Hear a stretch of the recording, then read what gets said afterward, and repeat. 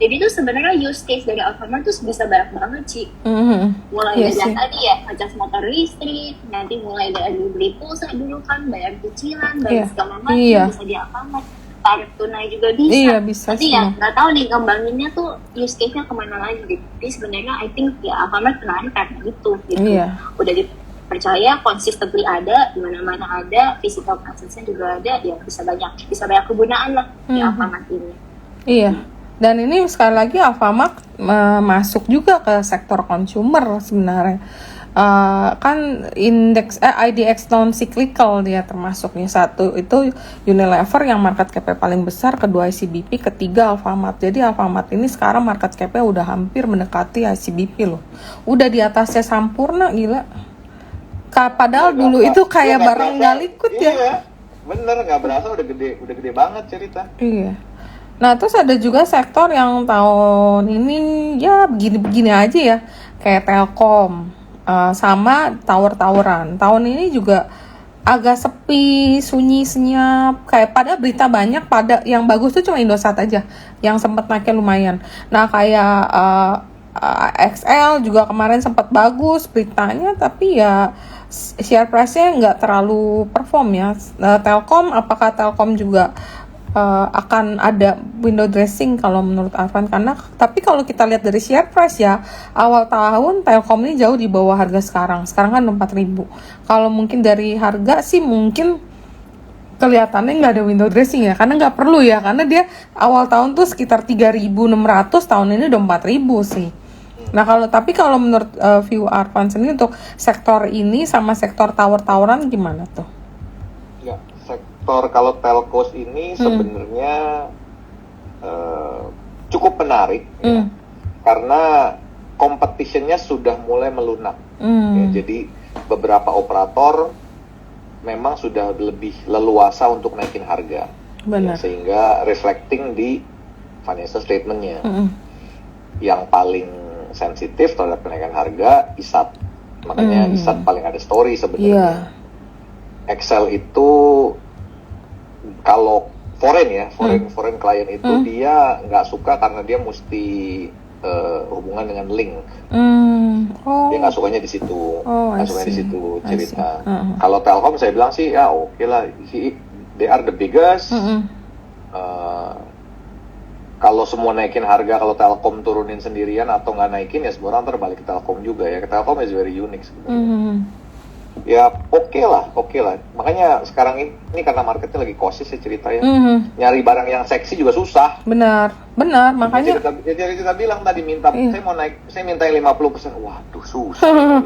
Bingung kan?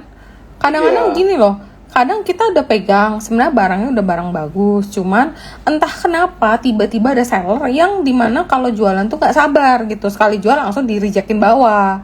Begitu kalau udah bawa reject bawah, pasti kan besoknya berlanjut tuh. Karena ada gimana ya, kayak psikologi kita tuh kita nggak suka gitu kalau dalam keadaan kita nggak bisa jual itu.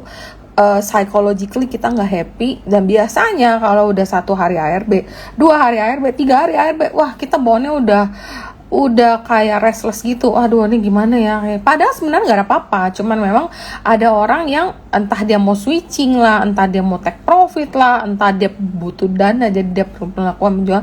Nah ini kadang-kadang nih tahun ini tuh orang tapi banyak expect bahwa market ini kayak normal, padahal aku bilang tahun ini agak a bit abnormal gak sih, kayak sedikit berita orang panik, langsung jualan di ARB-in, padahal sebenarnya nggak ada apa-apa, tapi ya itulah yang terjadi gitu loh.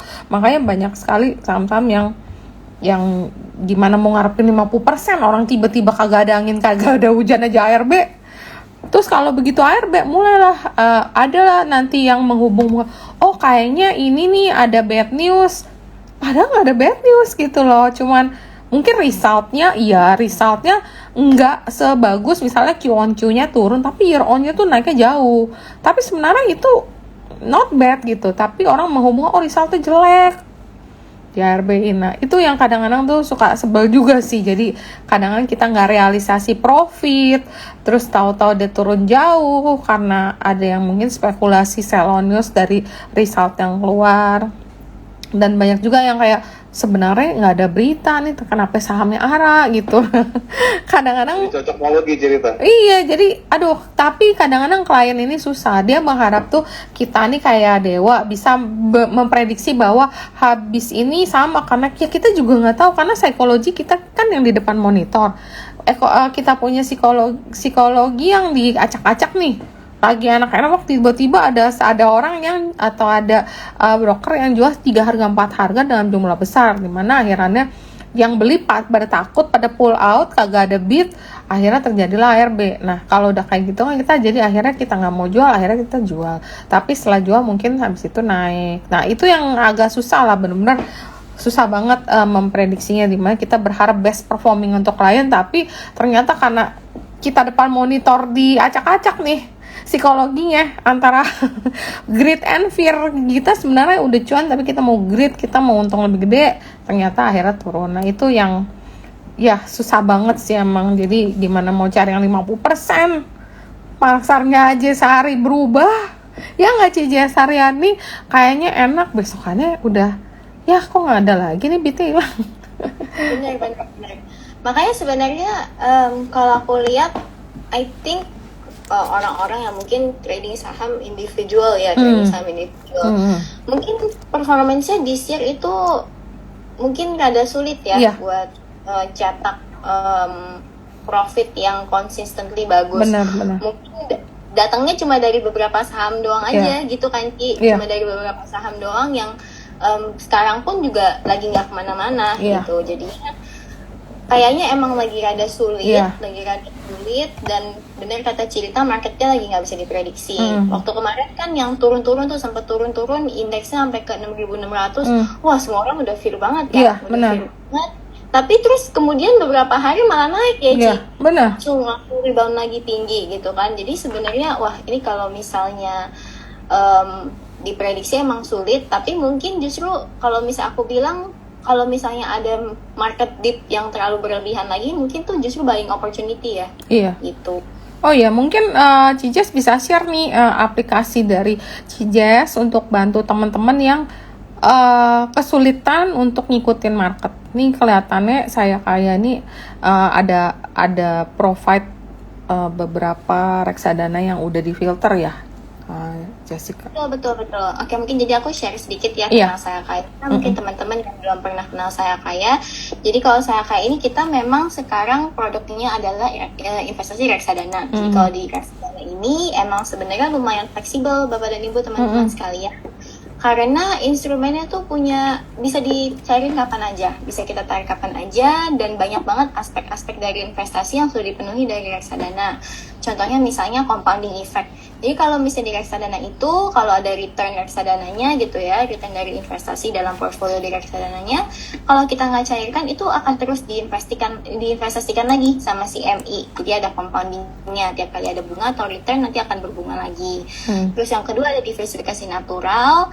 Jadi kalau kita invest kan kita pasti diversifikasi ya, kan kita kan kayak nggak boleh lah taruh misalnya even kalau kita trading saham 100% gitu dari satu saham tertentu.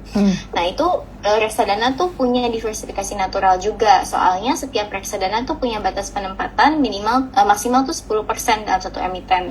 Jadi contohnya kalau misalnya kita beli reksadana saham gitu ya, nah itu reksadana sahamnya tuh nggak boleh punya lebih dari 10% tuh AUM-nya di satu saham tertentu.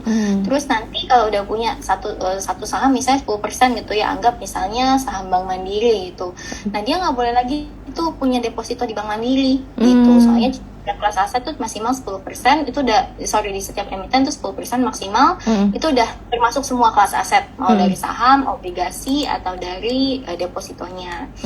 Nah, terus yang ketiga, profit reksadana itu nggak kena pajak, jadi sudah final. Kalau misalnya kita deposito kan kena 20%, obligasi 10%, dividen 10%, tapi keuntungan reksadana itu udah final, nggak kena pajak lagi. Terus kita bisa invest juga pakai modal kecil Ci. Jadi kalau di reksadana Kaya tuh bisa beli beberapa reksadana tuh bisa dibeli dari 10.000 aja. Itu tuh sudah buat investor pemula. Terus kalau kita jadi investor di reksadana, kita juga bisa punya exposure ya. Kita juga bisa terekspos sama berbagai kelas aset tanpa mesti punya modal minimal yang gede gitu ya. Kalau kayak kita beli obligasi korporasi itu kan minimal 100 juta ya, ada yang 200, ada yang 500. Nah, tapi kalau di reksadana kita udah bisa punya gitu ya exposure terhadap aset-aset ini tanpa kita harus punya modal investasi yang besar tuh. Nah, kalau mungkin di Saya Kaya sendiri, keuntungan transaksi di Saya Kaya itu yang pertama kita pasti udah terdaftar dan diawasi oleh OJK. Terus produk-produknya juga terpilih ya, produk-produknya terpilih, kita udah kurasi juga, udah nggak ada pajak, nggak ada potongan apa-apa lagi. Terus nggak kayak transaksi di bank, kalau di aplikasi Saya Kaya tuh nggak kena biaya subscription, redemption, switching, itu udah nggak kena lagi. Terus juga kalau misalnya ada nasabah-nasabah yang punya minimum saldo tertentu, kita tuh ada layanan RM juga, product consultation juga gratis buat semuanya. Jadi kita bisa ngebantuin juga nih untuk ngasih mungkin advice ya, kira-kira mau beli reksadana tuh yang mana sih gitu.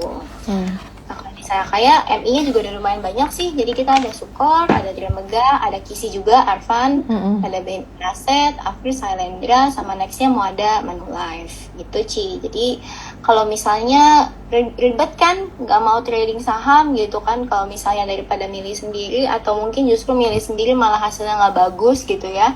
Nah, itu bisa tuh kita mungkin coba reksadana sebagai opsi lah buat kita berinvestasi.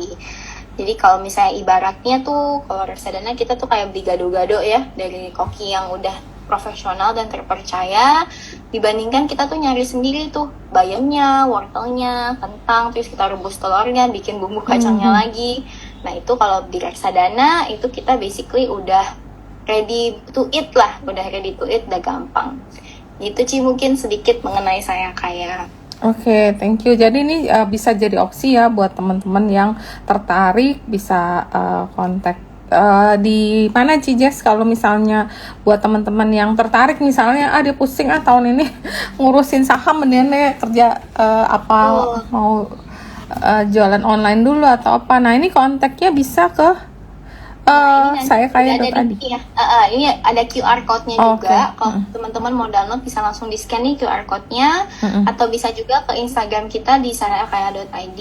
Ada WhatsApp-nya juga di sini. Kalau misalnya mau WhatsApp, mau tanya-tanya, bisa nih WhatsApp ke CS kita juga. Iya, bisa tanya-tanya dulu lah. Jadi kalau misalnya siapa tahu mau diversified, jadi kalau trading sendiri juga ada, terus ada juga yang mau nabung secara konsisten, mungkin bisa menjadi opsi juga.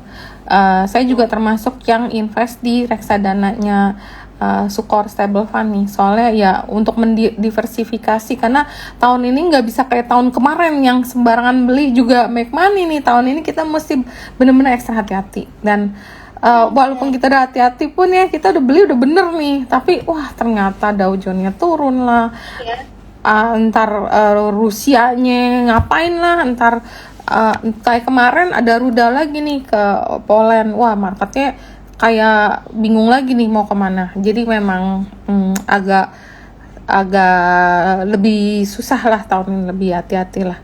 Nah, tahun depan kita juga nggak tahu nih kayak gimana. Mungkin kalau tahun depan kita bisa nanya dikit kali ke Arfan nih, view tahun 2023 tuh kira-kira gimana sih? Mungkin Arfan dan nanti Cijes bisa nambahin juga. Kalau saya untuk 2023 positif. Sektor preferred sektor itu salah satunya itu consumer. Yang pertama. Kedua, untuk komoditi, terutama thermal coal ya ceritanya. Saya lihat price will normalizing. Ini jadi kurang lebih seperti hospital sector dari 2021 ke 2022. 2021 hospital sector EBITDA dan earningsnya lompatnya lumayan tinggi. Tapi karena untungnya COVID-nya sudah mulai berlalu walaupun masih ada di masyarakat, tapi earnings growth-nya dari 2021 ke 2022 biasanya flat atau turun. Jadi saya bilang kalau thermal coal itu kemungkinan besar earnings-nya akan turun karena normalizing dari thermal coal price. Ya. Itu yang pertama. Kedua, tadi cerita juga udah mention bahwa China reopening. China reopening ini mungkin akan jadi katalis yang bagus untuk quarter 1. Karena di bulan, saya lupa di bulan Februari atau Maret itu Partai Komunis China akan conference lagi. Kemungkinan besar dia akan semakin merelax policy dari zero COVID policy. Ya, kemungkinan besar ya. Nah, efeknya apa? Base metal. Ya, base metal. Nah, Tapi on the other hand, ya base metal ini menurut saya ya juga jangan for example nickel ya. For example jangan berharap nickel akan ke 40.000 ya, karena it will be just too expensive. Kenapa will be too expensive? Kalau terlalu expensive, everyone will find substitution untuk nickel. Ya, seperti yang kita tahu semua, nickel ini adalah salah satu bahan baku utama untuk battery dari electric vehicle. Ya, nah sekarang aja di dunia itu orang udah pakai nickel base dan iron base battery. Kalau nikelnya semakin mahal, I think semua orang akan mulai memikirkan cara bertambah beralih ke iron base. Yes. Nah, nickel base battery ini sifatnya tuh lebih dense, lebih rapat, lebih ringan dan jaraknya lebih panjang dibandingin dengan iron base yang lebih less dense, lebih besar dan lebih berat. Tapi sekarang juga banyak yang electric vehicle pakainya iron base, yaitu untuk for example bus, ya, bis. Dia nggak perlu yang ringan dan kecil, dia yang pakai yang gede juga nggak masalah.